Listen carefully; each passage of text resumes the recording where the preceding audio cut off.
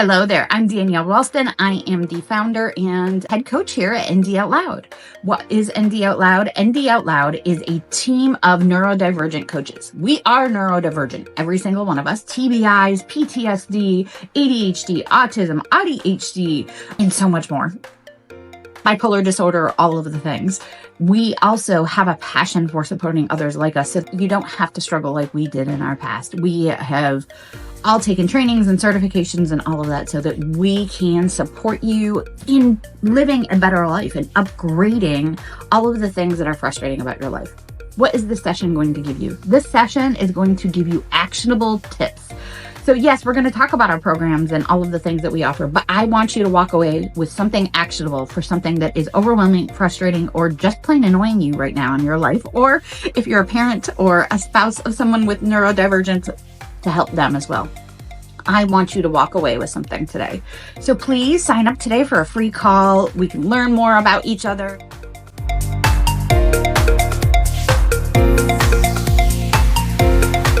Hello, hello, hello. This is Danielle and Vida with ND Out Loud, and we are talking Disability Pride Month. It is Disability Pride Month, and we didn't talk much about it last week because, well, it was a holiday week, and I was discombobulated. So were every client I worked with. But everybody was discombobulated. But let's talk about being proud of our disability. And yes, your disability is something you can be proud of.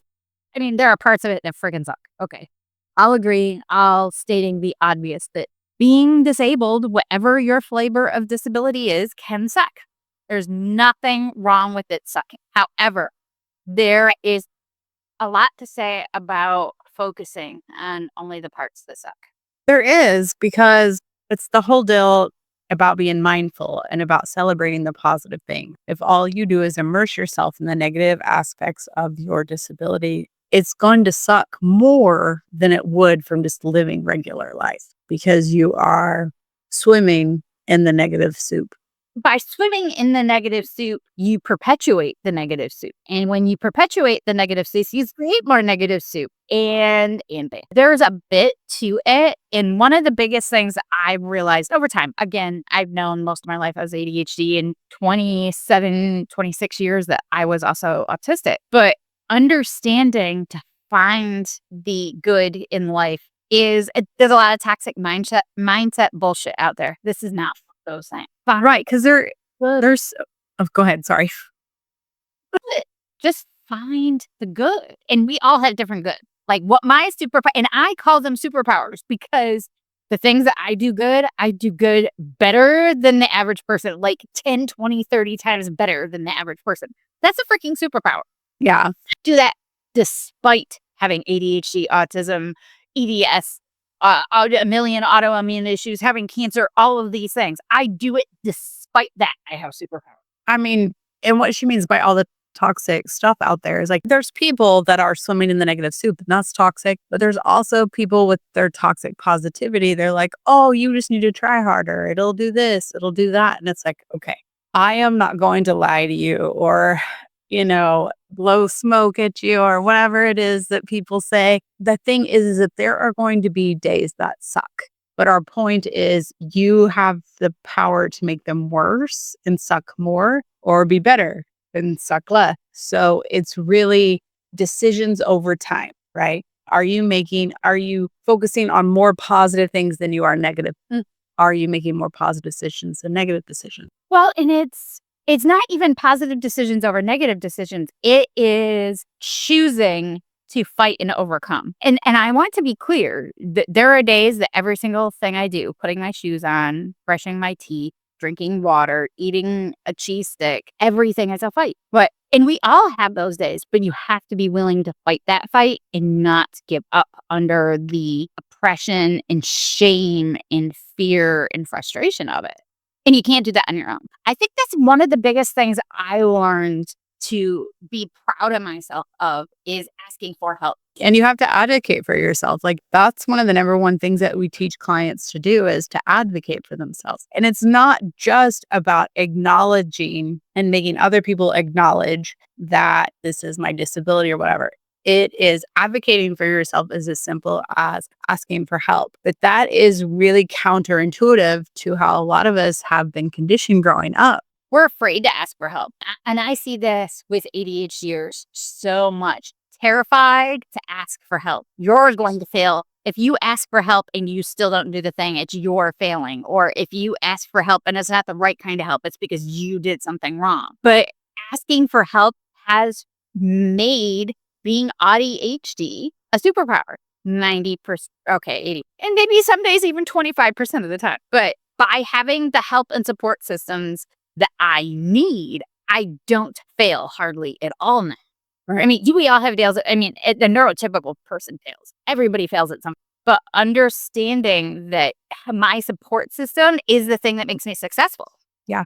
So why are you proud of being ADHD? For me, my brain works really, really fast. So a lot of times, some of my frustration is because I'm already there. Like my brain has processed the information and already there. And so sometimes I have to sit and wait for everyone else to catch up. But I'm proud of myself because I can process information so fast. Sometimes I can see things that other people can't. So I'm proud of myself because I can learn everything and regurgitate it. And everybody says this around me, so I'm not just bragging. I'm walking Google because I learn so much. The woman who is about to collect her 5th master's degree, and everybody's like, "Oh, isn't that so hard?"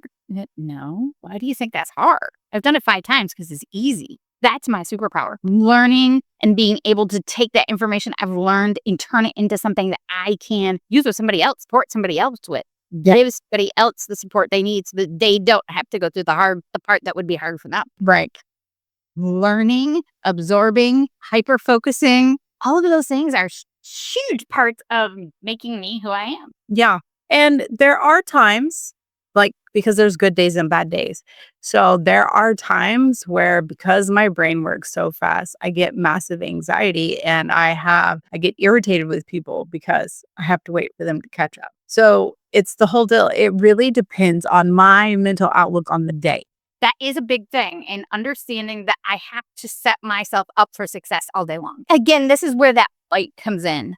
I know that I am going to fail today if I don't set myself up for success. So what does success look like for me? It looks like getting up, planning out my day, and writing everything down and color coding it. That is part of my success for the day. Checking in with my support system so that my support system can support me, asking for that help. And then I have accountability built in throughout the day because I've built those things in. That creates the success for myself.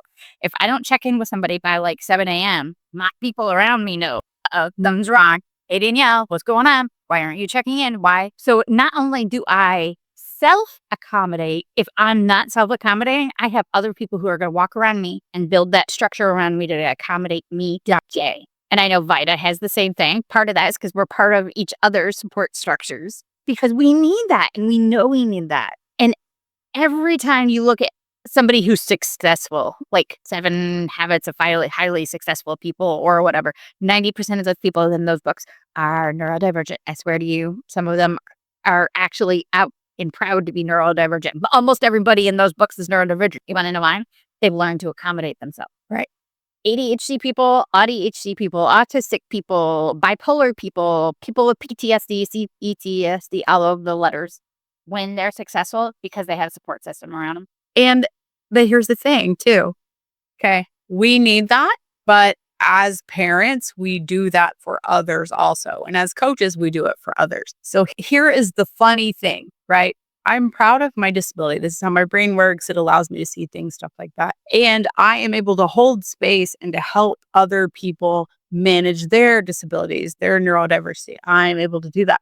But it is very easy for me to show up for other people. It is really hard for me to show up for myself. So that's why you have to have that support system, that community and everything, because we 9 times out of 10 are not going to remember to feed or water ourselves, but we'll remember to tell our kids to. Mm-hmm.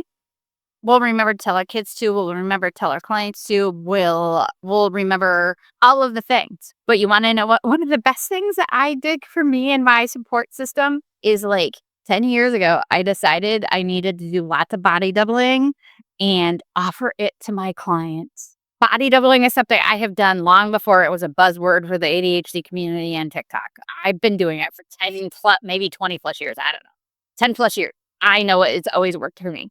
And daily check-ins, I knew they worked for me. So I built a group program 10 years ago with my clients, do that for them, because I knew I could show up for them. And by showing up for them, it automatically meant I was showing up for myself. So sometimes we need to be that support person and do the thing because it's the thing we most need. Like, another reason why I'm proud of myself, because I figured out, hey, I have other people who do this for them, means I'll get it done too.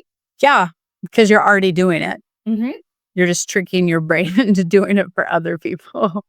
So, I mean, it's one of those things, whatever works, whatever your system is. And most of us that are older, neurodivergence adults, many of us are late diagnosed or self-diagnosed. We have systems in place that we developed as pure survival skills when we were in school. Mm-hmm. The interesting thing is that we evolve. Our brains, our hormone levels, like our health, everything evolves as you get older. So the coping things, the survival skills that we developed in 7th grade may not be covering the scope of things at 44 years old. So you might have to develop or learn some new things. And that's okay, because new things are shiny and feel like dopamine, and you learn them. Yeah, it's awesome. So what are some success stories you've seen because of having the right support and the right attitude about ADHD, autism, whatever, that you've seen in some of your clients? I think that learning to advocate for themselves and to not be afraid to advocate for themselves. So it takes a mindset shift to ask for help. And then it takes a further shift to be able to unapologetically ask for help. And I don't mean walking in there and kicking the door open to the break room and be like, that's it, I need noise canceling headphones. I'm talking about going into HR and politely and firmly stating that I need this and this is why. And I think those are huge successes, because before we would just all suffer in silence, and then we'd end up burned out and we wouldn't know what had happened. So I think I've been doing this a long time, so I obviously have a lot of cool stories, but I got one today. I have a client too. He's an ADHD client. He's a voice actor and an actor, and he won Best Voice Award last night at the Leo Awards in Canada. Wow, that's great. Because he uses his system, and he learned him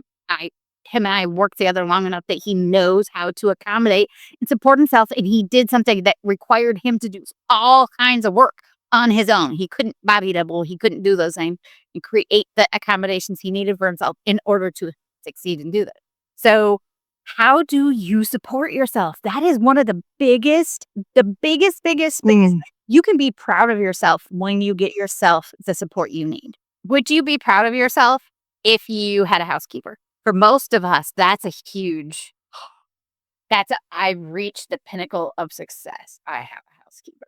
I would 100% be proud of myself for getting a housekeeper, because that meant I could afford it. So I had made it to a level where I could, and I tell people this a lot, like Warren Buffett does not make his own bed. He's not mowing his own grass. Like, he's out there being creative, making billions of dollars and all that stuff. He is outsourcing his executive function, like the stuff at the house, right? Because we, as neurodivergent people, we can do executive function tasks. We just can't do all of them consistently on a day-to-day basis. And the great illusion of life is all these famous people, all these celebrities, all these billionaires, all these ultra successful people are doing that. And it's like, no, they aren't. They aren't shopping. They aren't grocery shopping for themselves. They aren't washing their laundry. They aren't cleaning their house. They're not mowing their lawns. Heck, they're probably not making their own doctor's appointments. They're probably not deciding what meal they're going to make for their family today. Heck, they're probably not even making the meal. They're not. They have so many executive function pieces taken out of their, they've given them away. By giving them away, they make themselves more successful. Yeah. And that is, and many of those, not all, okay, a few of those are neurotypical people. And by giving them away, their executive functioning skills work better. Yeah.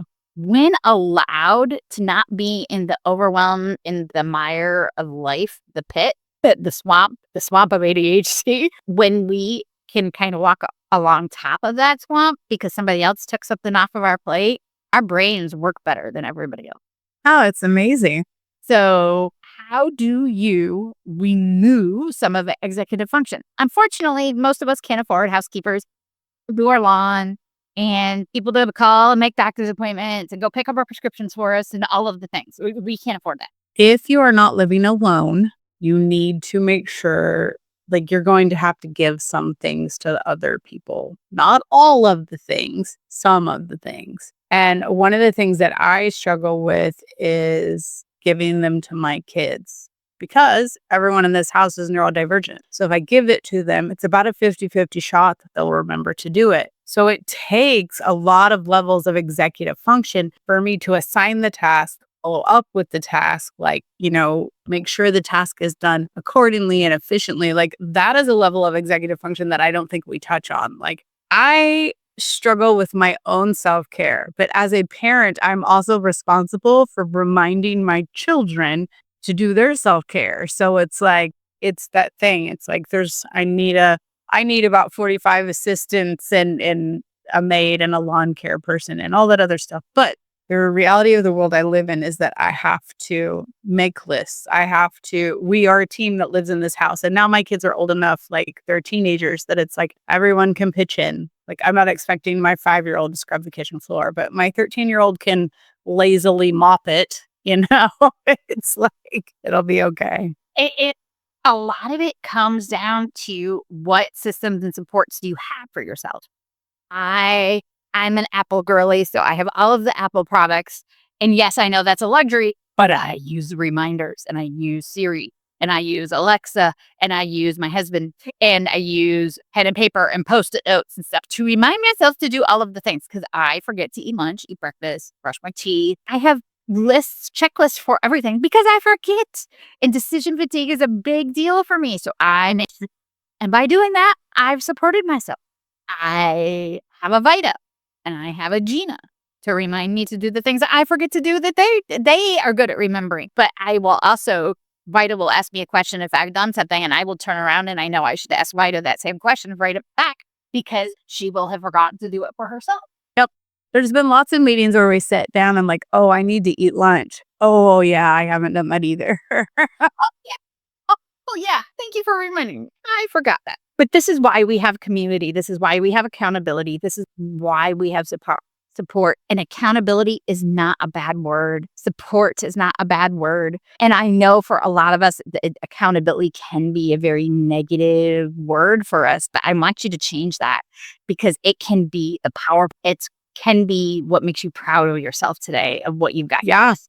When you have the proper kind of accountability. So why are you proud of your disability today? I want to hear from everyone, anyone. Tell us why you're proud of your disability. If you're not proud of your disability, why aren't you proud of it? Tell us why you're proud of your disability. Tell us where the stumbling blocks are. And I don't care how sick you are. I don't care what it is. There's a way to get some of the support that you need. I promise.